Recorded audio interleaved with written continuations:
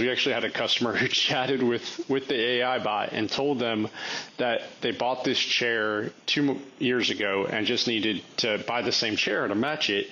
And Nibble gave them like an 8% discount or something. And I posted that on LinkedIn, and someone called me out and said like, well, you kind of had like them as like they needed your chair, so why give them a discount at all? And what I liked was that Nibble was like showed the same great customer service that I would expect from a sales rep. Like if someone had called a sales rep and said, "Hey, I have your chair, I love your chair, I need to match it, like, can I order the chair?" Like I would expect that sales rep to be like, "Oh my gosh, that's great. We're so happy with our product. Like here's the chair with a 10% discount or something." So, I think it's, rewarding the customer and is a really cool experience. And it's been pretty interesting. Hello, I'm Caroline and welcome to the Lightning 50 e-commerce growth hacking podcast. Today we're speaking with Ian Leslie. He's the CMO of the e-commerce furniture company Industry West, which trades in North America. But before we get into the interview, I want to share a quick message from our sponsor, Inventory Planner.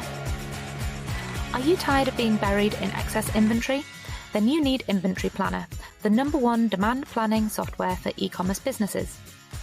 Inventory Planner gives you real-time insight to identify slow-moving products and hot sellers at a glance, helping you make informed decisions about your inventory and freeing up crucial cash flow.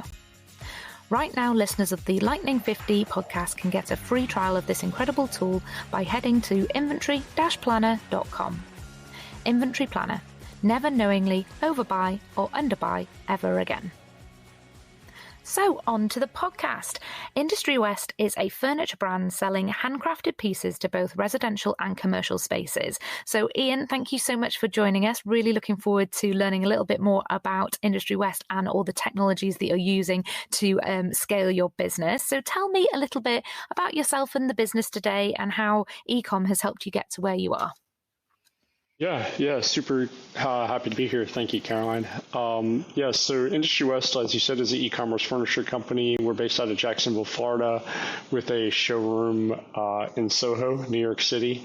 The company's been around for about 11 years, all of which I've known of the company or been part of it. The company was founded by two very good friends of mine, and we worked together previously in another endeavor and went our separate ways and came back about 8 years ago to work together with Industry West. When I started in 2015-ish, Industry West, the website was really a extremely small portion of our revenue, talking in the neighborhood of, maybe $80,000 to $100,000 a month in website revenue.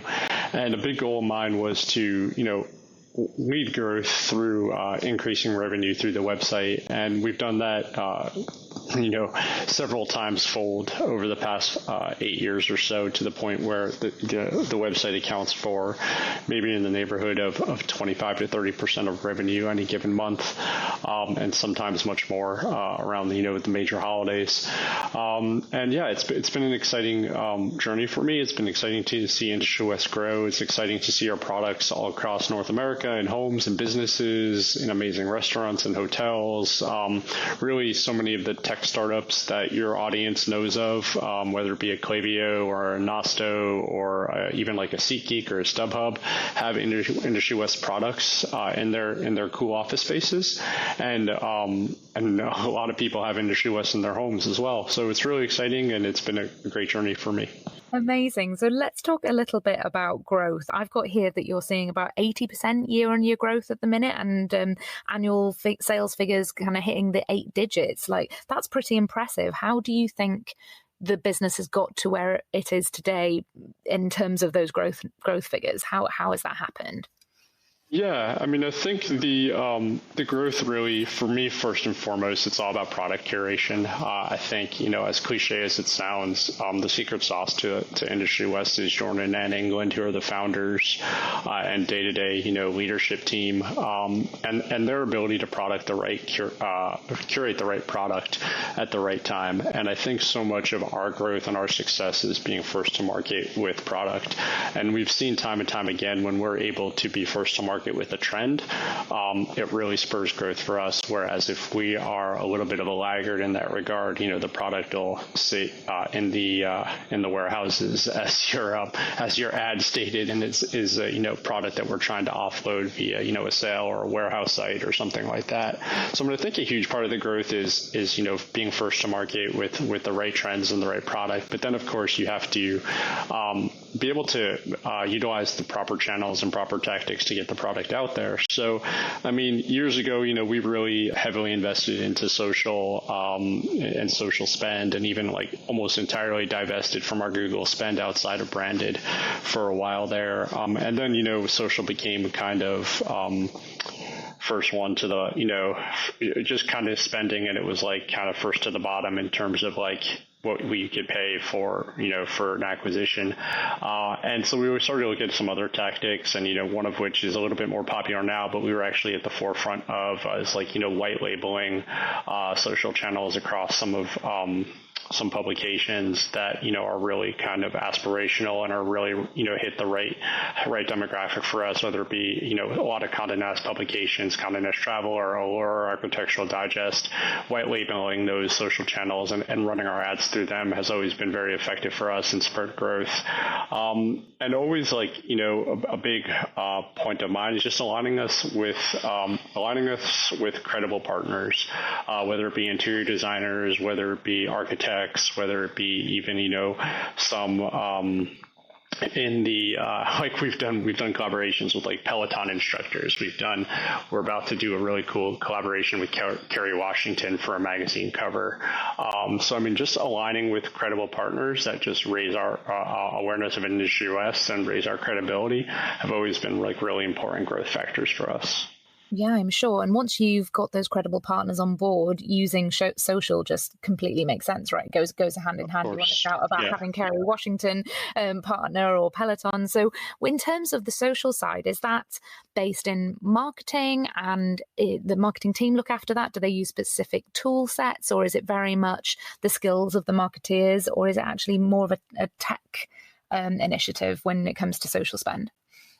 Yeah, on the social spend, side, it's much more of the marketing team, and I've done podcasts before where I've said like the modern day CMO has to be very much generalist and very much tech savvy and understand the full tech stack of the e-commerce world, and a lot of that comes with the media buy as well. So I think all of that has to fall hand in hand. So like me as CMO, I have to be able to understand what's happening on the media buy on the social side and be able to connect that with sales, and not even online sales, but also offline sales. So often, like, if we're pushing a product and the media buy team comes back to me and says like, well, that ad set is, not generating the ROAS that we're going after and we want to turn it off, like I have to have the visibility into the company to be able to say, yes, but, we've seen, 100 quotes for that product this week and it's generated X amount in offline sales. Because, we are a furniture company,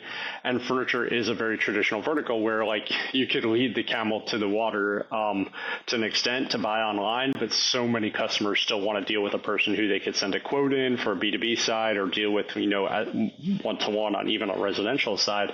So like a lot of our digital ads are generating offline quotes and estimates and sales. So it's really important that the marketing / tech team / media buy team has like full visibility into all of that and that ecosystem. I think on social, it's like, then there's of course the organic piece, and that is, we do of course have a social media manager who schedules posts out and uses a number of different, I think, uses Hootsuite, etc. But yeah, I think there's like definitely the media buy part of social media, which is, a whole different offshoot compared to like what the organic team is doing. No, definitely. So your point about the CMO being a generalist, but also you having those key insights into e-commerce. Let's talk a little bit about e-com now and some of the really exciting tools that are really helping you grow at the minute. Is there anything that you've invested in recently, potentially, that really surprised you, that really helped you grow a lot more than you thought you would have in terms of ROI? Yeah, definitely. I mean, I think I was definitely a late adopter on the SMS side, and we have seen, or a late believer, and we've definitely seen. So, Industry West was previously on Magento Enterprise or whatever it was called, the paid level, and we were on Magento for a while. Recently moved to Shopify Plus, and which made it a bit easier for some app integrations, one of which was, getting Klaviyo and all of the email and SMS nurture flows going through Klaviyo. And we've seen incredible success through our modal campaign to, offer an additional like 5% discount if people, above and beyond what we offer for an email sign up, we offer an additional 5% for an SMS sign up. And we've seen incredible success and that being a growth spur for us.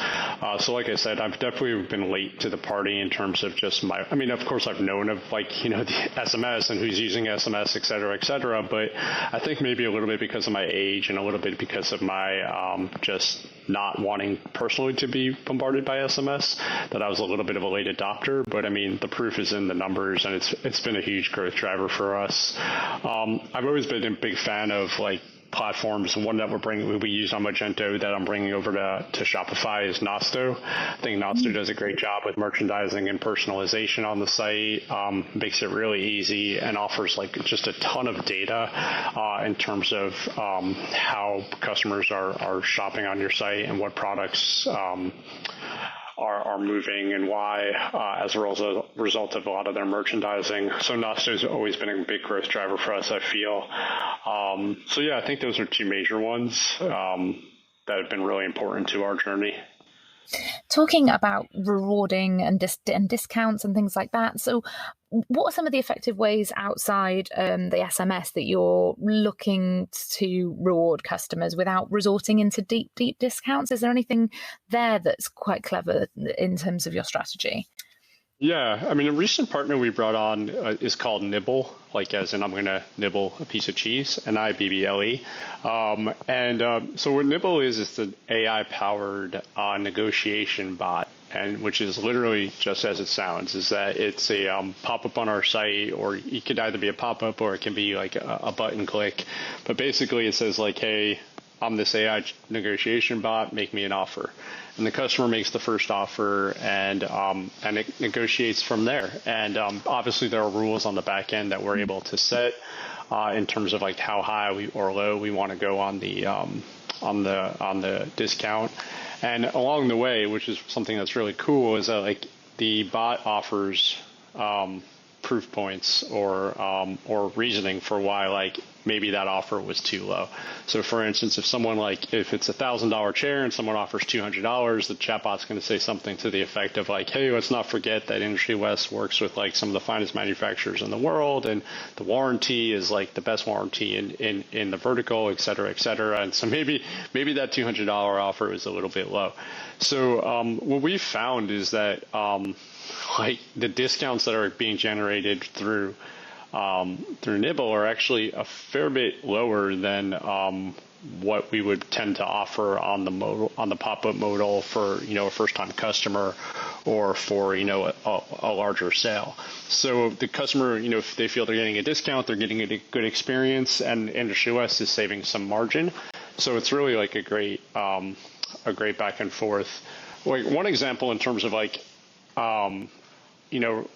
using that as like to reward customers or loyalty is we actually had a customer who chatted with the AI bot and told them that they bought this chair 2 years ago and just needed to buy the same chair to match it, and Nibble gave them like an 8% discount or something. And I posted that on LinkedIn, and someone called me out and said like, well, you kind of had like them as like they needed your chair, so why give them a discount at all?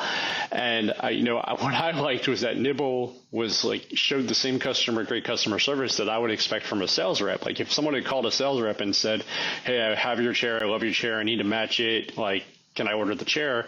Like I would expect that sales rep to be like, oh my gosh, that's great. We're so happy you love our product. Like here's the chair with a 10% discount or something. So, I think it's, rewarding the customer and is a really cool experience. And it's been pretty interesting. Also, can I just double check? So the customer will engage with the Nibble chatbot and kind of barter and negotiate back and forth a little bit, potentially getting an 8% discount.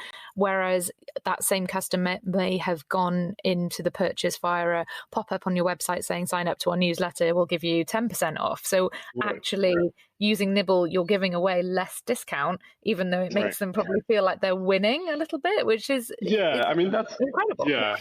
Yeah, I mean, that's the goal. I mean, I think the goal is to ultimately what I would like to see, and as Nibble will acknowledge, it requires a lot of trust from me of the technology, but I would like to ultimately lower the modal more and more, the pop-up first time guest modal, lower that, and then raise the cap on what Nibble can offer to less than what I had the modal previously, so that we're ultimately saving margin. So but yeah, I mean that's the goal and what we're looking to get toward.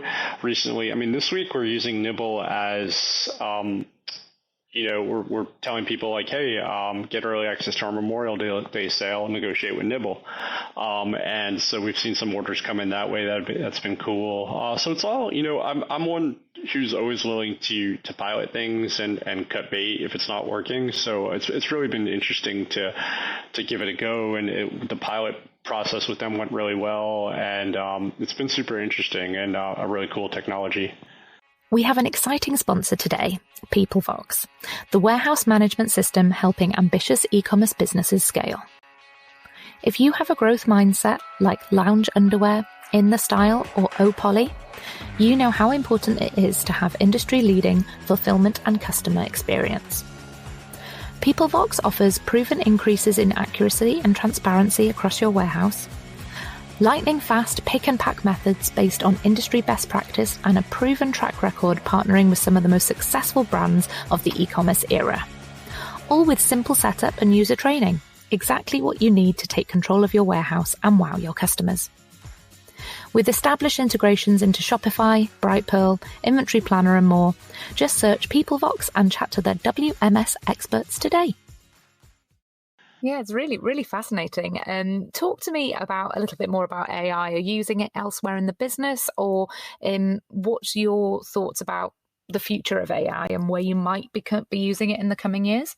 The only other place we're really using it is with Triple Whale. Not sure if your customers are familiar with Triple Whale, but Triple Whale is a SaaS that basically brings all of your Shopify and ad buy data into one place, and basically gives you the best attribution that you could ask for these days in terms of where your customers are coming from and how many different touch points they're interacting with. So was the first click Facebook, and the second click Pinterest, and then the third click a branded ad, etc.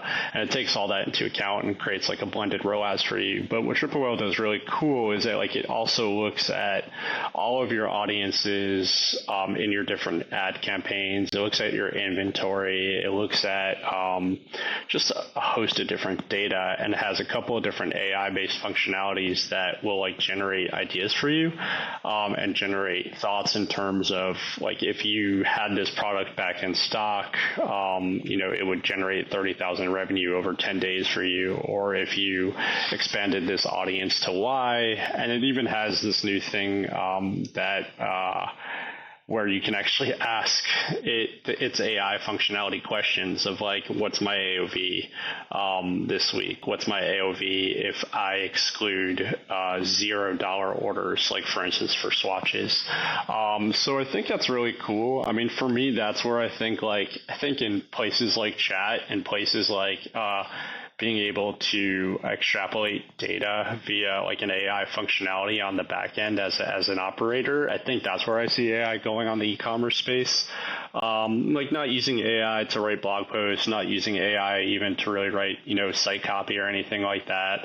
But I do think AI definitely has a place in terms of just really how we're using it currently. I think is where I see it being for us in the next year or so. But yeah, you never really know what's next. I think what I'm really curious on in terms of AI is really the SEO aspect. So, you type into ChatGPT, are people going to be using Chat GPT to search for furniture as opposed to Google? So how is AI, reading your site, and what do we have to do differently on that front in terms of like a sales marketing channel as opposed to like actually putting it to use on the site? No, that's fair. That's fair enough. It's kind of exploded out of nowhere, hasn't it? The ChatGPT, Yeah, especially. sure. I think everyone seems to be really catching up and worried that, especially copywriters, that they're going to be defunct. But change is just constant. In terms of 10 years from now, are you thinking about AI in terms of, I don't know, like the metaverse as well? And can you imagine shopping? Your industry obviously has done a little bit of kind of virtual reality and that side of things to see your furniture in your space and augmented reality. Any kind of sexy tech like that you see being used in, say, a decade? I think as it gets better and easier, I think it'll be adopted. I think like augmented reality is obviously, there's a lot of brands using that. I've not been an adopter of that. I've not personally, as a shopper, I don't really use it, but I think it has its place. Like, see this chair in my space via my iPhone app, like, I think is super interesting. Like, I think the augmented reality piece is really just only going to get better and better in terms of like bootstrapped companies that are needing to actually shoot editorial or use it for editorial purposes, right? To present their product without spending hundreds of thousands on editorial. So I think that's really interesting. But I think in terms of like how the customer is using it, I think we don't know what we don't know. Like, to your point, like ChatGPT blew up, and like, of course, like those in tech had, AI was always a thing, or it had something we've been talking about, but like the way it's just gone so mainstream in the last 3 months, it's like, who knows what's next, and it's going to be interesting to see. I think 10 years it'll all look a lot different. I think but I think there's also like always going to be this fear of and I think Phil Jackson with Future Commerce talks about this a lot, talks about it in a great way of like the blending of everything, right? Like, so if augmented reality or AI is accessible to all these e-commerce sites and everyone's using them the same way, then no one is setting themselves apart in any way for the customer. And so it's just like it's like the movie The Incredibles, like if everyone is special, no one is. It'll be interesting to see just how brands are able to make it unique and make it their own. No, that's so true. That's so true. So let's talk a bit about challenges. Obviously, it's not smooth sailing at the minute. We've come out of a difficult couple of years. We're currently in quite a few one of those periods as well. What are the challenges that you're facing at the minute, and what is the business hoping to do to overcome those challenges? Yeah, I think the challenges are the same as everyone else is experiencing. They're a little steeper for us because we are a bootstrapped company, and cash flow is always, the biggest issue for us. But I think, media buying is tough. Attribution is tough. It's really such a gut kind of skill. So it's, just your ability to turn things up, down, and really kind of get an understanding of incrementally what's making what tick and what's making what make the cash register ping. I think we are in a kind of a bit of a tricky economy, but thankfully, during the height of COVID, what we were paying for ocean freight and the lead times for ocean freight was like ridiculously absurd and was cutting into everybody's margins. So obviously that's loosened up a bit and has made life a little bit easier. But I really think there's so much competition now. The big thing in 2020, 2021 was like, is e-commerce going to what's e-commerce going to look like after COVID? And it's like, it's never going to go all, like, we're not going to have the incredible, like, hockey stick spike that we had in COVID, but it's not going to go all the way backward. And the competition is only getting greater. And whether that's competition, for eyes, whether that's competition in CPCs, whether that's competition in, SERP rankings, et cetera. So, I think we're all, the bite of the apple is getting bigger, or the apple's getting bigger, but there's so many more trying to bite at it. And I think that is a bit of a challenge. Thankfully, like, we still are in a relatively, I mean, in the terms of e-commerce, like furniture is still a relatively young vertical, which I think helps set us apart. And it's, Jordan's vision, was like years ago, 11 years ago was, to offer amazing furniture without having to call and ask for a quote or ask for a sales order. That's something you could actually buy online. And that was really unique 10 years ago. Like so many of the sites were like call for a quote.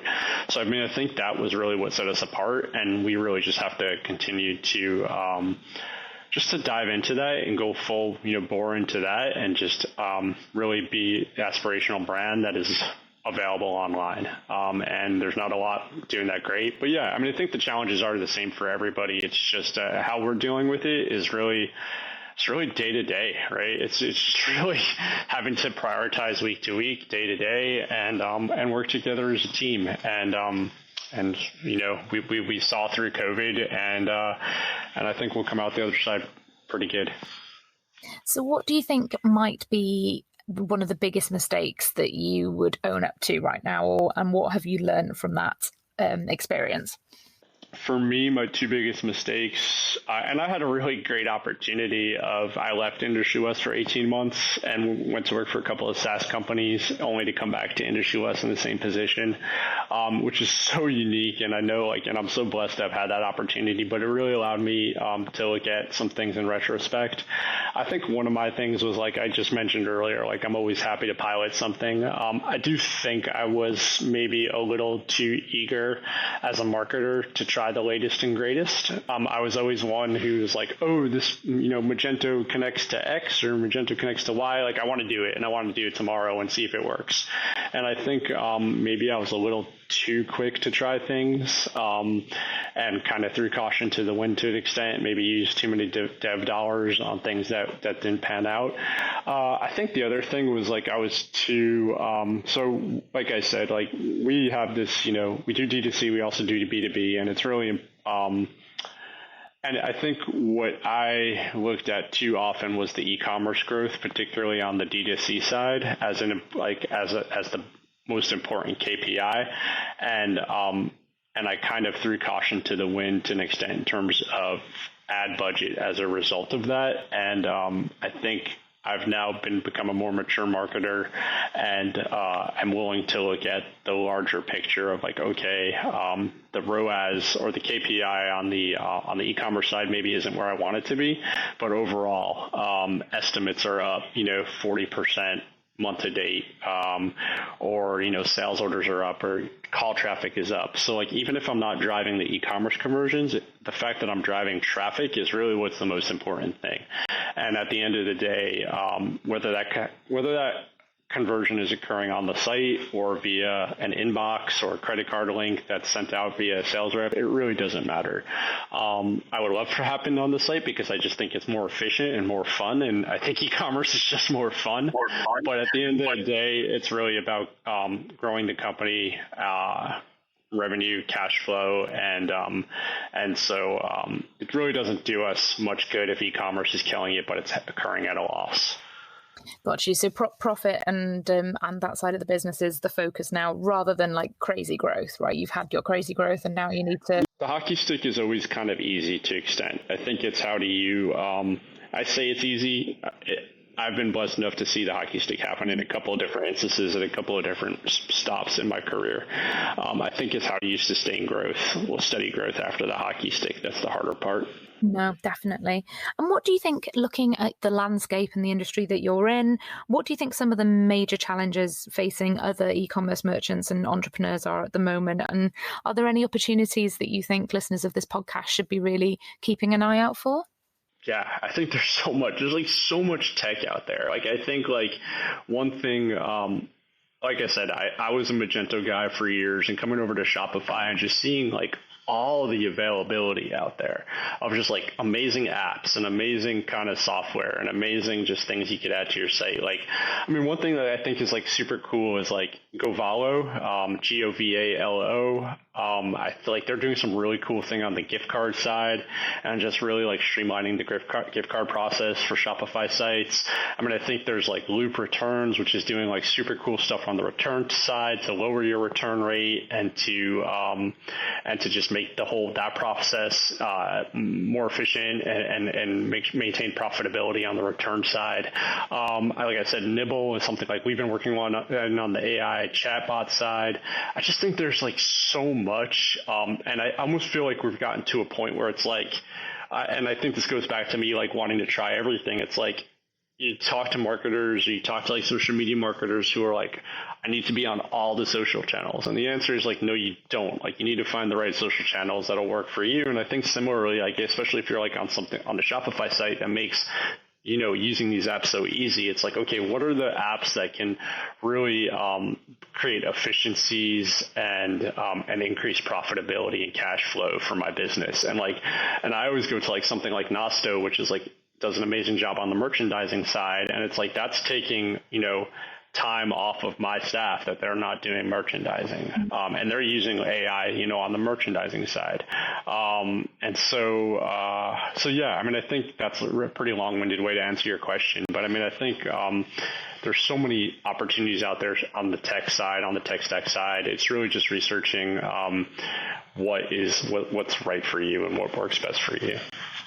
So considering you admitted to, you know, piloting tech a little bit too speedily in the past and you taking a breath, I guess, to assess what the options are there, how do you approach that now? How do you make sure that you're doing the right kind of pilot, and what is it that's changed in your day-to-day behavior when you get really excited when you see all this tech now? How do you kind of cut through all the stuff that's not appropriate? I think a lot of it is like, what do contracts look like? I'm very unwilling to sign like long-term contracts anymore. I think like that's something that you've seen with Shopify, obviously in its app ecosystem, is like, you know, it's month to month. You know, you get a trial, you go from there. If it doesn't work, you cut bait. I mean, I think for me, it's very much about efficiencies, and I think it also has to be always more so than, I mean, it has to be about efficiency and it has to be about revenue growth. Like everything has to be pivoted toward revenue growth as a bootstrap company. I do think there are some things that we're doing that are a bit more awareness and I think and are super interesting, but even those things like come with the potential for demand generation. We're working with a company called Agile, Adgile, and we're about to do out of home with them. We have wrapped a couple of trucks in New York City that are going to just drive around the city delivering goods that with Industry West branded all over the trucks. And we're also going to be able to collect mobile ID data from people who have GPS turned on. So again, that comes with some demand generation where we're going to be able to retarget people in certain areas. So I mean, I think it's like, I'm always looking at efficiency, always looking at revenue generation, and always looking at demand generation and how those come together. And the ability now, especially like, and can I do it with very little dev overhead? No, that's completely fair enough.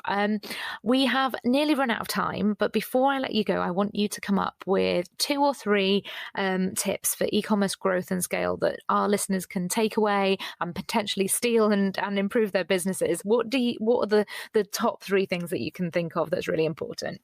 Yeah, I think, again, that's a great question. I mean, I think for me, one major thing I've seen is SMS. Again, I think that's been really useful, and I think is something if you're not utilizing like a welcome SMS campaign.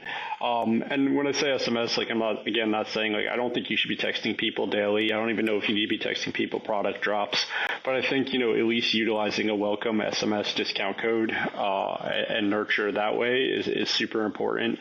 I mean, I think the other thing is like key to growth is data, and I think like just utilizing, just figuring out how to make all of your data across online and offline as accessible and transparent as possible, whether it be, you know, updating Google Sheets and turning that into a Looker data studio, or using a tool like Triple Whale, which, I mean, I'm on Triple Whale now more than I'm on Google Analytics. Triple Whale is an amazing tool, and I'm a huge fan of Triple Whale, especially, you know, for Shopify, if you're on a Shopify site. So, I mean, I think really, so I'd say, yeah, like nurture campaign, welcome campaign for SMS, and just like making sure you can get your data as clean and as transparent to your organization as possible.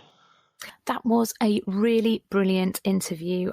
Massive thanks to Ian there.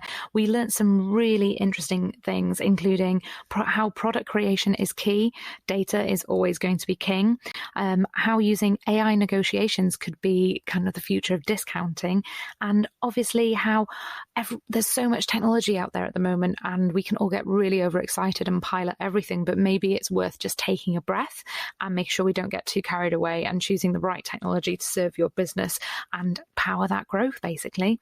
So make sure you head over to all the usual podcast platforms to listen to previous episodes of the Lightning 50 podcast. And don't forget, listeners can get a free 14-day trial of this incredible tool by heading to inventory-planner.com. Inventory Planner gives you real-time insights to identify slow-moving products and hot sellers at a glance, helping you make informed decisions about your inventory and freeing up crucial cash flow. Inventory Planner. Never knowingly overbuy or underbuy ever again.